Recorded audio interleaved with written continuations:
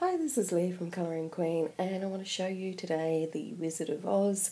This is part of the Colour the Classics series, and you might have already seen Anne of Green Gables, Alice in Wonderland, the Wizard of Oz, Snow White, and they'll probably be producing others in this particular series.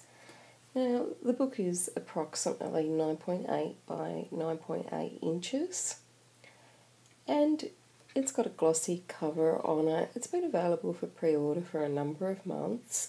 All the Colour of the Classics series are illustrated by the same Korean artist. On the inside front cover we have a replica of the cover page, always a good spot to test your wet mediums. And then we have our title page.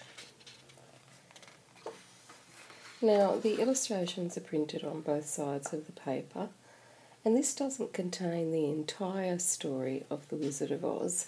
It contains snippets on about 20 odd of the pages throughout. Now, what you will notice is that a lot of these illustrations have very fine line work and are very, very detailed. So if you can see how tiny, tiny, tiny those lines are, you would need an itty bitty fine point pen to colour them in, or otherwise you will need to sharpen your pencils all the time in order to get these coloured. Now, there are a number of double page spreads within this book, but a lot of those double page spreads could quite frankly have been single page spreads, and a lot of them seem to be irrelevant to the Wizard of Oz.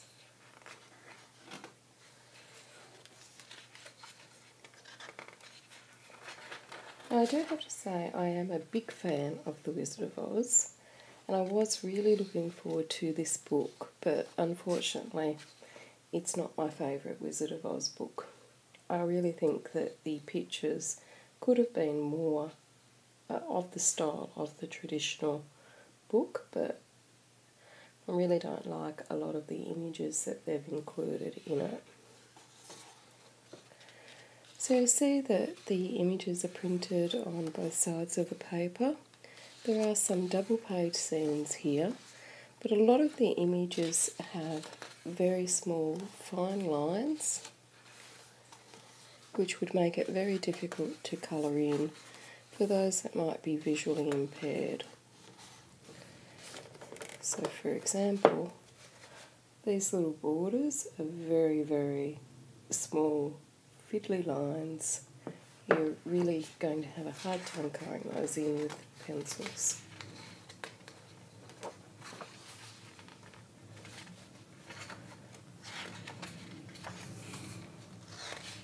Paper quality is very good. I would describe it as a medium weight. The line work I describe as between fine and medium weight, depending on the illustrations. What I don't like about the book is a couple of things. First of all, I don't think there's enough Wizard of Ozzy type pictures in it. And secondly, I think a lot of the illustrations are going to prove too difficult to colour in because they've got very, very small details.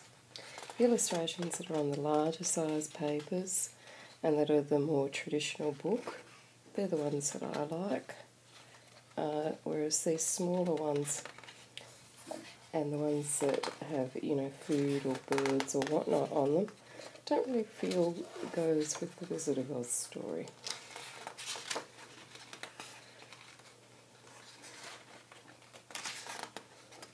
So colouring in this, I think, would just be a nightmare.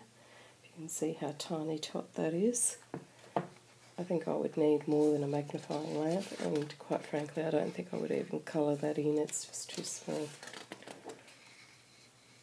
I would have thought something iconic like these shoes would have been in a different sort of imagery, and I really don't feel that this pattern does it justice.